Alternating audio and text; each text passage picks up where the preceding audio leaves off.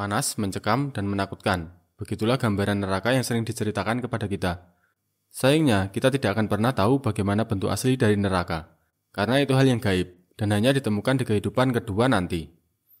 Tapi, jika kalian ingin melihat miniatur neraka di dunia, mungkin kalian perlu datang ke tempat yang satu ini. Afrika merupakan benua terbesar kedua di dunia, dengan luas wilayah lebih dari 30 juta kilometer persegi, atau sekitar 20% dari total daratan di bumi saat ini. Afrika merekam sejarah panjang baik evolusi manusia maupun evolusi dari bumi dan isinya. Kalau berbicara tentang Afrika, mungkin yang muncul di pikiran kalian pasti mengenai Gurun Sahara, sebuah bentang alam berpasir yang sangat luas. Namun, jika ditelisik lebih dalam, fenomena alam di benua Afrika tidak hanya Gurun Sahara. Terdapat sebuah danau yang isinya bukan air, melainkan lava yang sangat panas dari sebuah gunung api. Tempat tersebut dikenal sebagai Erta Ale.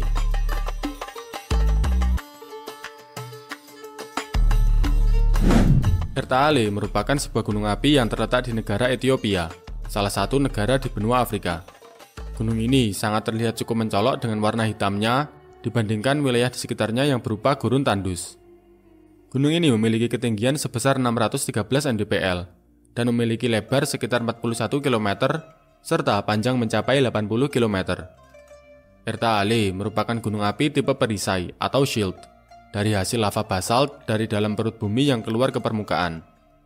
Di bagian puncak terdapat semacam kaldera atau depresi yang lebih curam dengan dimensi sekitar 0,7 kali 1,6 km, di mana di dalamnya terdapat dua kawah yang cukup besar. Kawah terbesar disebut sebagai Erta Ale, yang artinya Smoking Mountain, dan kawah di selatannya disebut sebagai The Gateway to Hell, atau gerbang menuju neraka. Hal ini tidak terlepas dari kondisi kawah tersebut yang diisi oleh lava yang sangat-sangat panas, serta terkadang memunculkan asap yang cukup tebal. Namun keberadaan danau lava tersebutlah yang membuat gunung ini menjadi cukup terkenal sejak tahun 1906, karena hal tersebut sangat sulit ditemui di seluruh dunia. Bahkan gunung api yang memiliki danau lava yang aktif hanya terdapat 8 di seluruh dunia, dan salah satunya adalah gunung api Erta Ale.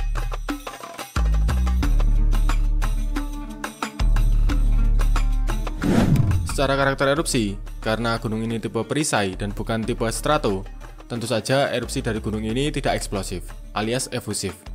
Hal ini tentu saja tidak lepas dari karakter lava yang dihasilkan, yaitu yang berupa lava basal, di mana lava ini bersifat lebih alkali atau basah, serta memiliki karakter yang lebih encer, sehingga erupsinya seperti cairan yang melebar ke permukaan. Sejarah erupsi gunung Erta Ale yang tercatat terjadi sejak tahun 1906, yang terjadi sekitar bulan Mei. Kekuatan erupsinya sebesar 0 VEI. Ya tentu saja, karena ini bukan tipe gunung api yang meletus secara eksplosif. Erupsi kedua yang tercatat terjadi pada tahun 1940, dan erupsi ketiga yang tercatat terjadi pada tahun 1960, selama kurang lebih 15 hari. 7 tahun kemudian, terjadi kembali erupsi pada gunung Erta Ale, dan semenjak itu, aktivitas gunung tersebut lebih aktif sampai sekarang. Pada bulan September 2005, masyarakat sekitar melihat sinar api yang muncul dari gunung Erta Ale. Sekelompok peneliti kemudian melakukan observasi dan ditemukan bahwa kawah di bagian selatan mengalami pelebaran dibandingkan sebelumnya. Dampak dari erupsi bulan September 2005 menyebabkan ribuan masyarakat sekitar harus mengungsi, serta menewaskan sekitar 250 ekor hewan ternak warga. 2 tahun kemudian, erupsi terjadi kembali pada bulan Agustus. Aliran lava keluar dari danau lava Erta Ale dan membanjiri kawasan sekitar. Dampak dari peristiwa tersebut menyebabkan ratusan warga dievakuasi, serta terdapat 2 orang yang statusnya hilang. Di tahun 2017, pada bulan Januari, erupsi yang lebih eksplosif terjadi. Muncul gelembung gas setinggi 30 meter. Abu vulkanik terbang setinggi 800 meter. Letusan tersebut menyebabkan dinding kawah runtuh, sehingga ukuran kawah menjadi lebih besar. Selain itu, erupsi periode ini juga disertai aliran lava yang mengalir ke arah selatan sejauh kurang lebih 2,5 km dan ke arah timur sejauh sekitar 3 km. Sejak saat itu, secara berkala Gunung Erta Ale meluncurkan aliran lava, terutama ke arah selatan. Pada bulan September tahun 2023, terekam oleh citra satelit Sentinel bahwa Gunung Erta Ale menumpahkan aliran lava sejauh kurang lebih 400 meter ke arah tenggara. pada bulan Januari 2024. Juga terekam oleh citra satelit bahwa terjadi aliran lava dari kawah bagian selatan yang meluncur ke segala arah sejauh 200 meter sampai 500 meter dari pusat kawah. Masih dari kawah yang sama, di bulan Juni juga terjadi lagi aliran lava sejauh 320 meter ke arah selatan dan barat laut. Di bulan Juli, aliran lava yang lebih besar kembali dimuntahkan sejauh 870 meter ke arah selatan dan tenggara. Sampai saat ini, Gunung Erta Ale secara berkala akan meluapkan lava basalt keluar dari kawahnya. Walaupun karakter erupsinya terlihat tidak berbahaya dan bisa jadi tontonan, namun gunung api tetaplah gunung api yang harus diwaspadai. Lalu yang menjadi pertanyaan, bagaimana gunung api ini bisa terus-menerus memiliki danau lava serta memuntahkan lava secara berkala?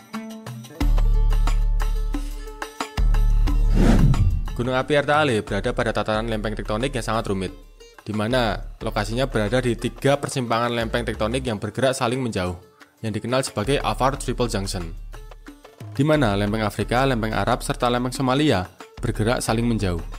Proses ini tentu saja menyebabkan seafloor spreading atau pembukaan kerak samudra Laut Merah dan Teluk Aden, serta rifting atau retakan pada lempeng Afrika. Proses rifting 3 arah tersebut sebenarnya sudah mulai terjadi sejak akhir Kretasius atau akhir zaman Kapur. Negara Djibouti dan pesisir Ethiopia merupakan wilayah yang paling terdampak dari proses rifting tersebut, karena tepat berada di segitiga pergeseran lempeng. Bahkan, gara-gara proses rifting yang terus berlangsung, di sekitar wilayah tersebut terbentuk sebuah cekungan yang disebut sebagai Danakil Depression. Danakil Depression merupakan daratan terendah di bumi, yang bahkan titik terendahnya berada lebih dari -100 di bawah permukaan laut, yang berada di tenggara Gunung Erta Ale. Gunung Erta Ale sendiri sebenarnya juga berada di Danakil Depression. Namun, karena gunung ini masih terus aktif, sehingga bisa tumbuh lebih tinggi.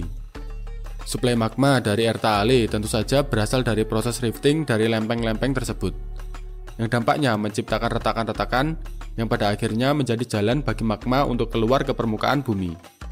Jika rifting terutama antara lempeng Afrika dan lempeng Somalia terus terjadi selama jutaan tahun ke depan, bukan tidak mungkin Danakil Depression akan tenggelam serta Gunung Erta Ale akan menjadi gunung api bawah laut.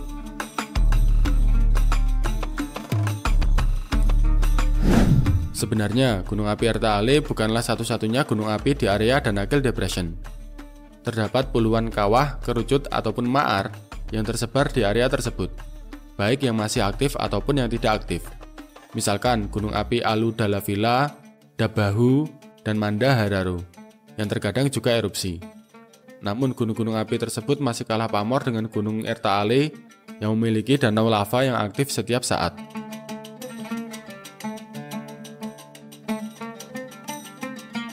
Sekarang saatnya baca komentar warga bumi. Let's go!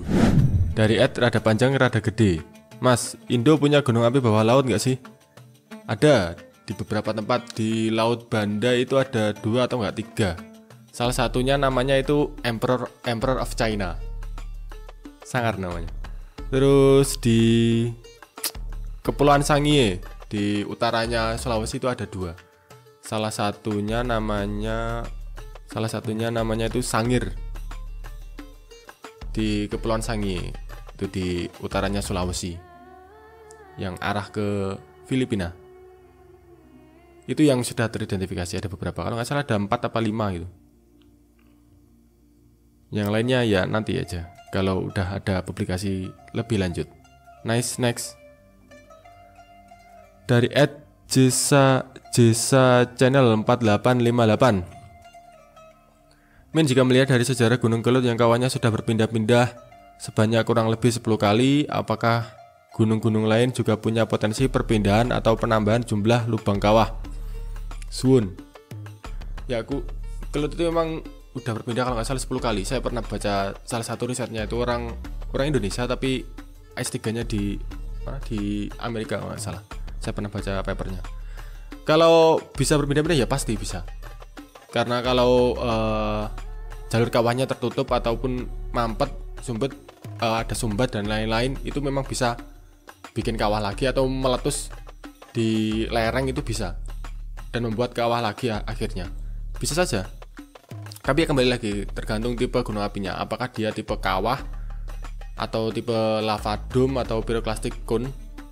itu ya tergantung itu juga. Kan nggak selalu gunung api itu nggak selalu bentuknya kawah. Bisa saja kayak lava dome ataupun pyroclastic pyroclastic cone. Kayak misalkan Gunung Arjuna Welirang itu kan punya banyak puncak. Itu kan sebenarnya kan yaitu pindah-pindahan dari pyroclastic cone ataupun ya lava dome lah, sejenis gitu. Kan nggak punya kayak kawah yang memang kawah kayak Gunung Kelud, enggak. Karena dia tipikalnya memang bukan yang kawah. Tipikal yang pyroclastic cone. Kayak Gunung Merapi itu lava dome tipenya. Nice, next. Dari @basori_deria, Bang, Gunung Sunda itu termasuk ke dalam supervolcano enggak, Bang? Jawabannya tidak tahu. Karena memang tidak ada datanya, tidak ada risetnya. Kalau Gunung Sunda gunung api yang besar, iya. Di Jawa yang gunung api besar itu juga ada beberapa. Contohnya juga ya Gunung Tengger itu yang sering dikatakan orang Gunung Bromo, sebenarnya gunungnya itu Gunung Tengger. Terus Ijen itu kalderanya juga besar sekali. Kalau dibandingkan Gunung Sunda malah Ijen itu kalderanya lebih terlihat. Kalau Gunung Sunda kan udah banyak gunung apinya kan di pinggir-pinggirnya itu udah tumbuh. Ijen itu kan juga kalderanya malah terlihat sangat jelas. Ijen tua itu. Tapi apakah itu supervolcano? Ya nggak tahu karena nggak ada datanya. Karena untuk mengklasifikasikan gunung sebagai supervolcano itu kan kekuatan erupsinya harus 8. Ya 78 lah. Dan material ejeksi, material yang diletupkan itu harus lebih dari 1000 km kubik. Nah, Tambora saja itu bukan supervolcano karena dia masih di bawah 100 km kubik di bawah, badan VE-nya sudah 7. Tapi belum sampai ke 1000 km kubik. Kalau Toba itu gila itu. Malah yang ada kemungkinan punya supervolcano itu di daerah Jogja, Jawa Tengah, Jawa Timur. Itu namanya Semilir supervolcano. Karena itu ada risetnya sekarang. Beberapa tahun terakhir itu sudah dipublikasikan. Itu kemungkinan supervolcano. Tapi pun itu sangat susah untuk mengklasifikasikan dia sebagai supervolcano. Karena ya usianya sangat tua, usianya udah 20 juta tahun. Dan itu udah nggak ada tubuh gunung apinya. Karena gunung api purba kan. Gunung api fase awal Pulau Jawa. Tapi material erupsinya itu ada.